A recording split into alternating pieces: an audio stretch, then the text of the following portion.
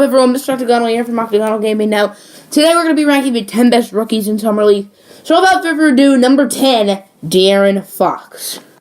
Yes, I am playing on Summer League, which I thought was a pretty cool idea. But anyway, the future is bright in Sacramento, especially if Fox can become something. They had a really good draft with drafting Fox. Justin Jackson, I'm not huge on. Harry Giles, who can be a real something in this league if the injuries don't come back to bother him. And my man, Frank Mason, Rock Chalk Jayhawk all the way. But DeAaron Fox, I hit him second on my big board, which may be a little high, but I'm really high on this kid. I really think he could become something. But this Kings team, Fox, we signed George Hill, Buddy Hield. They have Bogdanovich, who's finally coming over. People are saying he's going to become something in this league. Skal Labissiere, Willie Cauley-Stein, Yorgos Papagiannis, who I didn't have in my last mock draft, and he won in the lottery in 2016. Don't get that. And it's pretty clear he shouldn't have been a lottery pick. But anyway, DeAaron Fox, he impressed me, but he could have done more. He put up around 12 points, 3 rebounds, 3 assists. I would have definitely liked to see more assists, maybe even more scoring too. But he definitely wasn't bad by any means. He had a pretty good summer league, but definitely not a great summer league by any means. But Lonzo's scared of him. So, he has that going for him. And I really think he will be something in this league. Number 9, Bam Adebayo. You could argue for me putting Bam Adebayo higher, but I'm going to put him at 9 because that was awful of me. Come on, AJ Hammonds.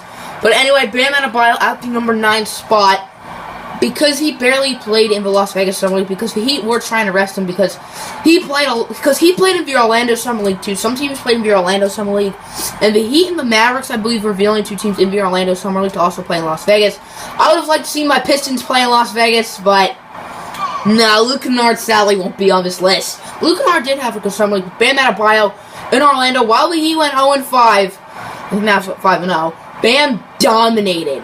I think he was the best player in the Orlando Summer League. You could argue with me. We also had a Carl White who led in scoring. I really like Carl White. First learned about him from a combo My League series with Turtle Player 9. But Bam Adebayo, he really impressed me.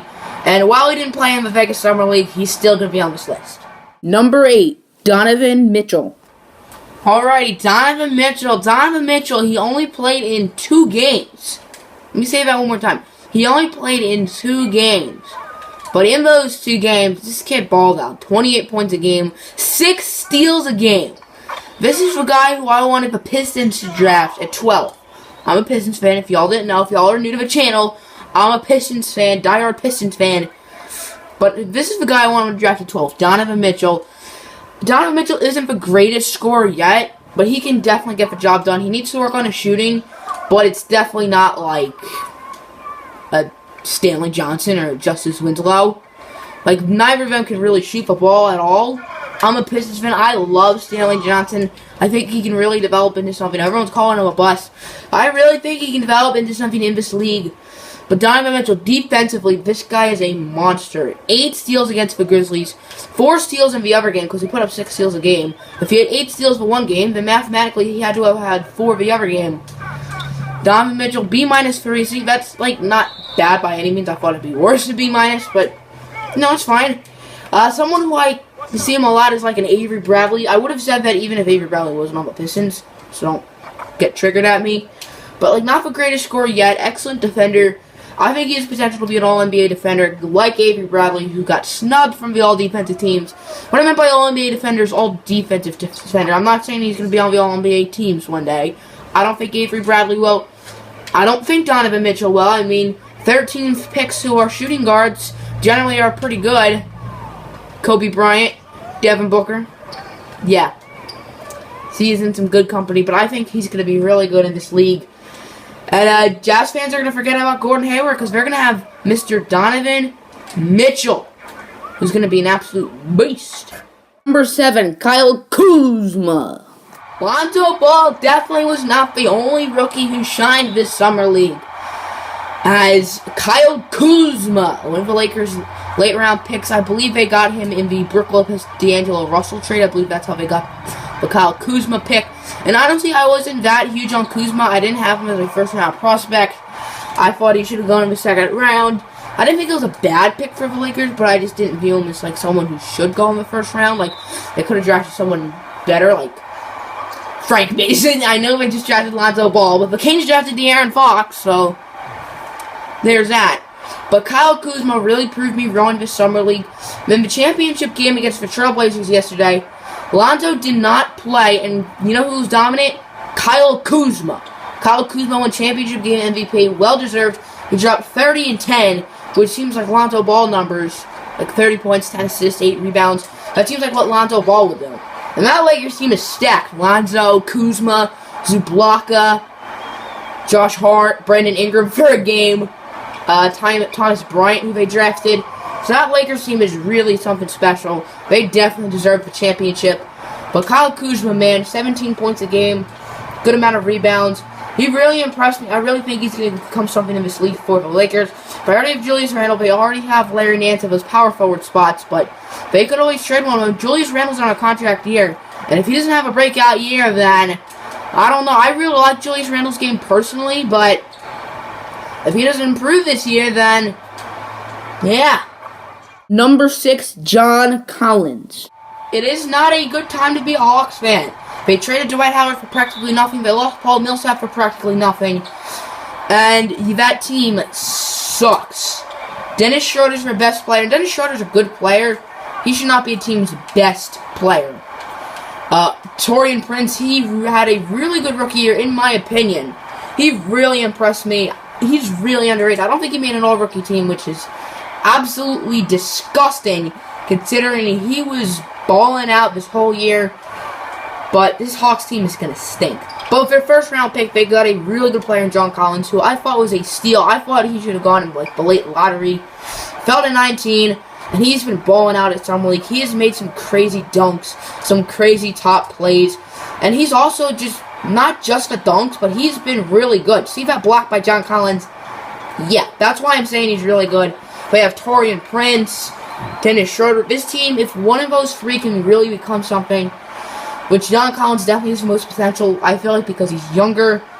Schroeder's already played a few years. Maybe he can become an all-star one day, but we'll see. I don't know if he's someone you build around, but if John Collins can become someone in this league, then maybe it's not so bad a time to be a Hawks fan, right? Number 5, Caleb Swanigan. Caleb Swanigan has a very, very sad story. I believe he didn't really have a father for much of his life, a father figure. He was obese when he was young. And now, look at him. He's in the NBA. Big round of applause for him. He had to fight all the odds, and that's exactly what he did. But I didn't really think he should have gone in the first round. I do feel like I definitely underrate him. My Jayhawks did eliminate him. He was really good in college for Purdue, and he's been really good in the Summer League. Put up around 16 points a game with 10 rebounds, and he led Purdue to the championship game of Summer League. Obviously, they didn't win. But Caleb Swanigan was really good. He really proves to me that he can become something in this league. 10 rebounds and 16 points is not something you sleep on. I believe he was second in rebounds. Points, I don't really know how high, but 16 points a game is good.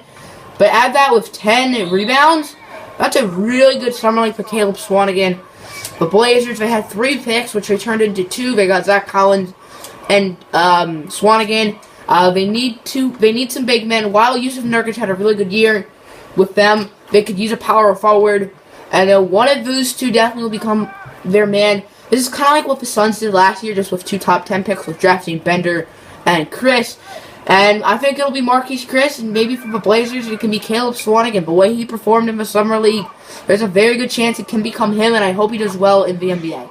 Number 4, Dennis Smith Jr.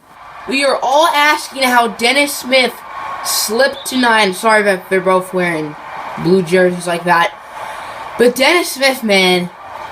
Dennis Smith. So, everyone knew Dennis Smith was going to be a steal at 9, including myself. I believe I had him 7th on my big board, but even that, I think, is a little mean towards Dennis Smith. I think I should have had him higher. And, yeah, he proves everyone right. He really balled out in the Summer League. He put up around 17 points. Did a solid job of passing. Don't call that a charge. Are you kidding me? Just great. But Dennis Smith, 17 points a game. Which I believe is pretty similar to what he put up at NC State. He was definitely the first option at NC State because NC State sucked. And maybe that was the reason why, because he and his coach didn't get along, or because I'm not having trouble thinking. Because NC State didn't make a tournament, and they're not really by any means a good team. or they weren't last year. But Dennis Smith, he was dunking on people, blowing by people. He blew by Lonzo Ball at one time. And we'll get to Lonzo in a little bit in this video. Don't worry. Don't worry, you bandwagons, or you Lakers fans, or you just passionate Lonzo fans. But let's go to number 3. Number 3, Jason Tatum. Jason Tatum. This guy balled out in the Summer League. I was really impressed with what I saw. He was 5th on my big board. So I thought at pick 3 it was a little high for the Celtics to take him. But he definitely didn't disappoint me. He's going to already miss that shot. Okay, but Samanjaway with the board, he got blocked. But anyway, Jason Tatum, he really showed me that he can be a player in this league. He scored the ball well, was a solid rebounder. He hit the buzzer beater in the Utah Summer League, which was his first career Summer League game against Markelle Fultz before Fultz got hurt, like every other Sixers rookie ever has. Or at least every other Sixers good rookie has, I should say. But anyway, Jason Tatum, he's known for scoring. He's the best pure scorer in the draft, and he was one of the best pure scorers in the Summer League this year. No doubt about it. He gets that little nice layup for the Celtics. The Celtics got them a really, really good player. Whether they could use it as a trade piece for a star or have him long-term. Obviously, with all the trades in the offseason, it's more likely that'll be a Celtic long-term because there's less stars now to choose. With like Paul George and Jimmy Butler both off the market. But I think Jason Tatum's really going to help the Celtics. I think he's better than Jaylen Brown. I think Jaylen Brown will be a very good player in the league. Despite an rookie season, he still has a lot of potential to do something special. But I do see one of them getting traded in the near future. And for the Celtics' sake, I think it will be better for them to trade Jaylen Brown. Number 2, Josh Jackson. This Suns team has a really bright future. Josh Jackson, Devin Booker. If they keep him, Eric Bledsoe. If not, whatever they get for Eric Bledsoe. Marquise Chris balled out last year. He really was underrated. Dragan-Bender, their 4th overall pick, who people are calling a bust, but he's definitely a project. Kristaps was supposed to be a project. He was not a project at all. He was immediately a very good player, but there aren't many Kristapses. Tyler Ulis, the 5'9" point guard who had a really good rookie year. But let's focus on Josh Jackson. First of all, why is this man wearing number 99? Why is this man doing that? I don't really know. But back to what I'm trying to say about Josh Jackson. I'm a Kansas fan, so I watched a lot of Josh Jackson. Josh Jackson is definitely not a shooter. 54% from the line this year in college, which is really bad. Like, DeAaron Fox isn't a shooter. He shot 87% from the free throw line, which is really good. But that's like Andre Roberson numbers. Is he as good as Andre Roberson? Andre Roberson isn't a bad player by any means, but you don't want to take Andre Roberson with the 4th pick in a very stacked draft class. Another reason why he's kind of like Andre Roberson, he's a very good defensive player. He's very athletic. I'm not saying, I don't know really know how athletic Andre Roberson is, but I do know Andre Roberson is arguably an All-NBA defender. So all Josh Jackson has to do is work on that shot, and he will become something in this league. I think he's a bit of an underrated player. I had him number 1 on my big board for a while until like 2 weeks before the draft, and then I finally had Markelle Fultz number 1. But Josh Jackson is really something. And number 1, Lonzo Ball. If you expected number 1 to be anyone else, you're crazy. Because Lonzo Ball, man. Lonzo Ball. This guy is going to be a superstar. I'm considering making like a why Lonzo Ball is going to be a superstar video, because I don't want this to be longer than a minute, this Lonzo one. But Jason Kidd court vision. He's put up multiple triple-doubles. No one's ever put a triple-double up in Summer League. He put up 2.